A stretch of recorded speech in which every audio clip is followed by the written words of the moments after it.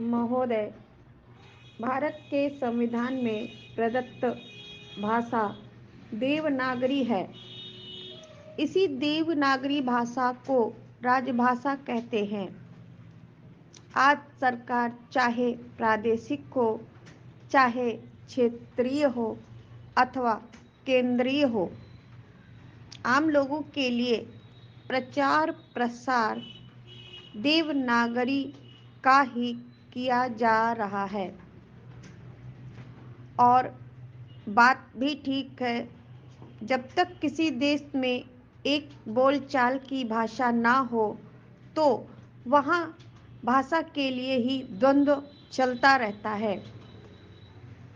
इसी बात का आकलन करके हमारे संविधान निर्माताओं ने संविधान बनाते समय भाषा कौन सी होनी चाहिए का प्रश्न ही खत्म कर दिया और भारत की राजभाषा देवनागरी हो ऐसा स्पष्ट उल्लेख संविधान में कर दिया।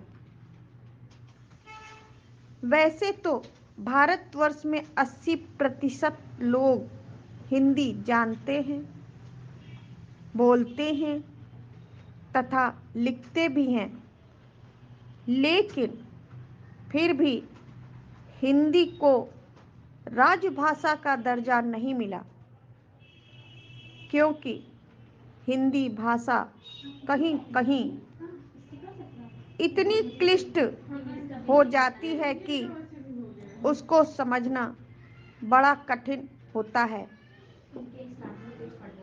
इसलिए उस भाषा को राजभाषा बनाया जिसमें सभी भाषाओं के शब्दों का समावेश हो सके, और वह है देवनागरी भाषा। पैरा इसे देवनागरी लिपि भी कह सकते हैं। जहाँ तक बीमा क्षेत्र में भी आदमी या कंपनी की आवश्यकता की बात है, तो पहले जब कोई भी आदमी या कंपनी या समूह बीमा करता था तो वह या तो हमारे विकास अधिकारी पर निर्भर रहता था या जो भी बीमा एजेंट होता था उसी की बात को ब्रह्म वाक्य अथवा विधि सम्मत मान लेता था, क्योंकि चाहे प्रस्ताव हो, चाहे पॉलिसी हो, चाहे कवर नोट हो, चाहे पॉलिसी की शर्तें हो, यानी बीमा संबंधित जितना भी साहित्य था वह अंग्रेजी में ही लिखा और छपा हुआ था और उसे अच्छी तरह से समझने वाले आज भी 2% से ज़्यादा नहीं हैं।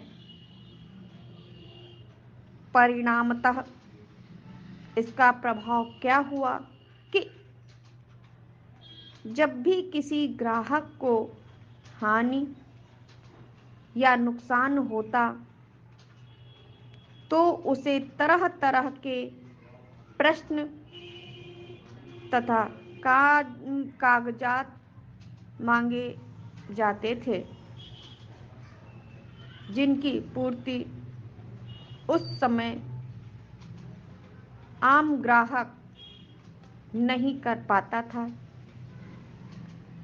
और उसकी हानि या नुकसान की भरपाई नहीं हो पाती थी और उसे तरह तरह से परेशान होना पड़ता था।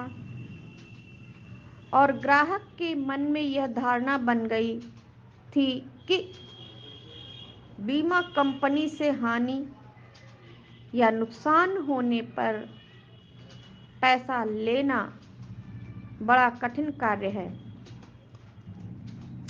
इसी कारण आम व्यक्ति बीमा कराने में इतनी रुचि नहीं लेता था, लेकिन आज हमारे बीमा धारकों की संख्या गुणात्मक बढ़ी है।